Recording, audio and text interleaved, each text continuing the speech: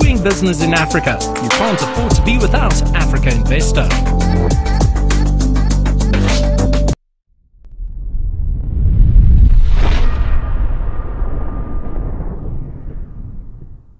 Many thanks for the opportunity to speak to you today. So AfGIIB is the European Investor Network on Climate Change, and we have 340 members, asset owners and asset managers representing around $45 trillion. And they work with us to address climate risks and opportunities in their portfolios.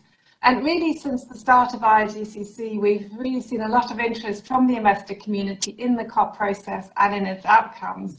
But now it's fair to say that not since Paris has there been a COP where the stakes are so high and the scrutiny really so intense. So in terms of our expectations for this COP in Glasgow, there are a few issues at play. So firstly, it's of course a COP like no other because of the impact of COVID. All countries are seeing fiscal constraints and pressure on social welfare systems, and so it's really important that the outcomes of the COP recognise the need for a sustainable and climate-resilient economic recovery. The second issue relates to commitments from non-state actors, so that's companies and investors, for example. So we really need to see continued efforts from them to align with net zero across all sectors, across the finance system, and that's also going to be critical in supporting the outcomes of the COP. The third issue is really around countries' nationally determined contributions, or NDCs, and it's no secret that current NDC pledges do not add up to anywhere near the required 1.5 degrees temperature limit. So unlocking as much ambition as possible at that national level is also going to be critical. And finally, there are a number of important negotiating topics where progress needs to be made, and that includes credible plans for flows of public climate finance into the future. Now, in relation to that final point, institutional investors, of course, attach a lot of importance to seeing both adaptation and mitigation finance pledges being delivered.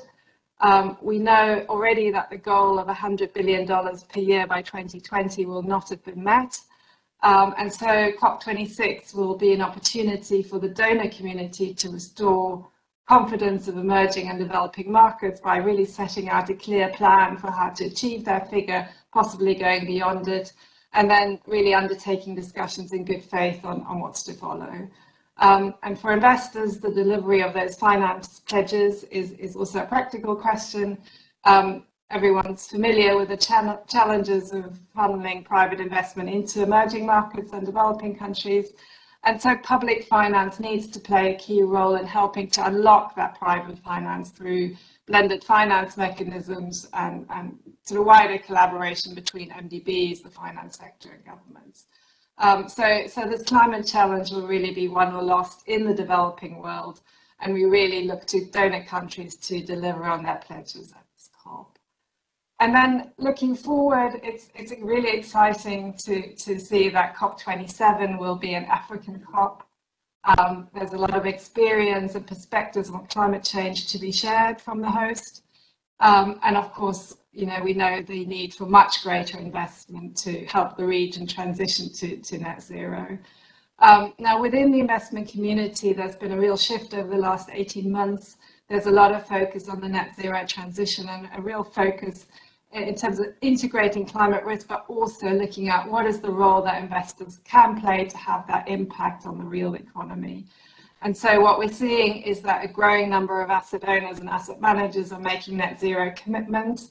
And some key initiatives to mention there are the Net Zero Asset Managers Initiative, which covers half the world's AUM. There's Paris-aligned asset owners, which AfGIIB co-founded, and the Asset Owner Alliance, to name just a few. So we really hope that we can bring some of the expertise and experience of these actors to COP27. And so while there are quite a few challenges still ahead, we really look forward to working with the COP presidency to support the delivery of a successful event, and one that really puts finance and institutional investors at the heart of climate action. So thank you, and hope to see you at COP26. Thanks. Doing business in Africa. You can't afford to be without Africa Investor.